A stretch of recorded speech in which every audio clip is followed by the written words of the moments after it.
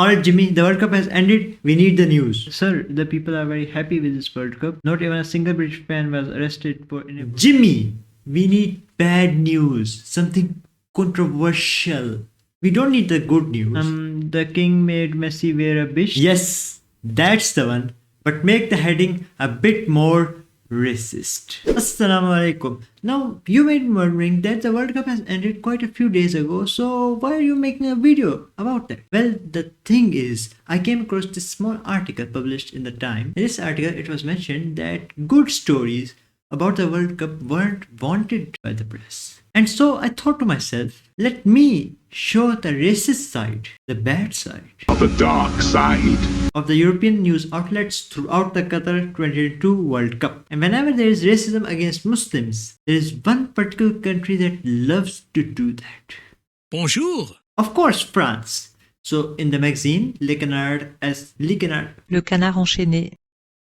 So early in November, even before the start of the World Cup, a French magazine, Le Canard enchaîné, published a pic depicting the Qatar football team as terrorists with guns, suicide vests, alongside rocket launchers and other stuff. It was publicly criticized by many people, but it's really common to ridicule Islam in France. After all, Macron, the president of France, has banned hijab in many places for women, Muslim women, and seeing his face go from this to this gotta be the favorite part of my World Cup finals. And after losing the match against Argentina, the non-European players in the French national football team faced racial abuse throughout the internet. I think Mesut Özil was quite right when he said that I'm German when we win and an immigrant when we lose. Seems like a pattern in all the European football team, doesn't it? Next up is our lovely and dear British broadcast channel.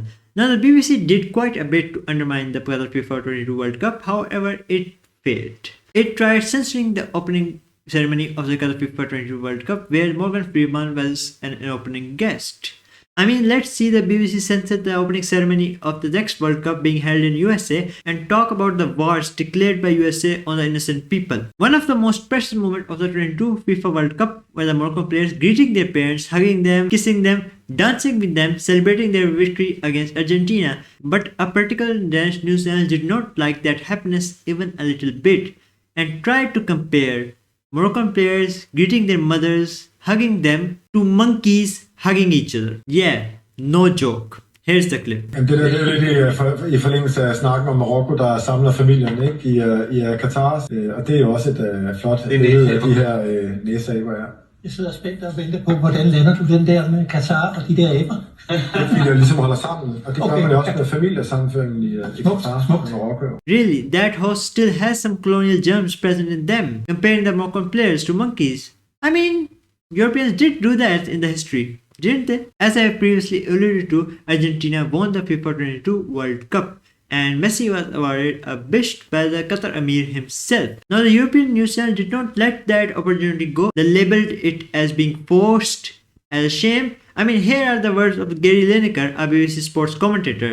Seems a shame in a way that they've covered up Messi in his Argentina shirt. Just why?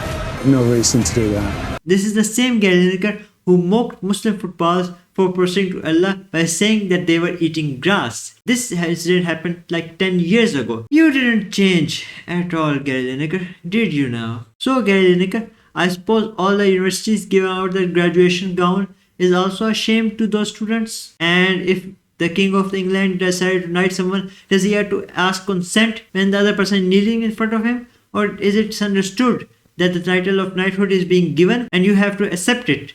Respectful. And if you look at the face of Messi throughout the ceremony, he has been quite happy. In fact, this is not the first time this kind of thing is done. If you look at this photo right here, it is the photo of the Brazil winning the World Cup and their captain being adorned the Mexican hat.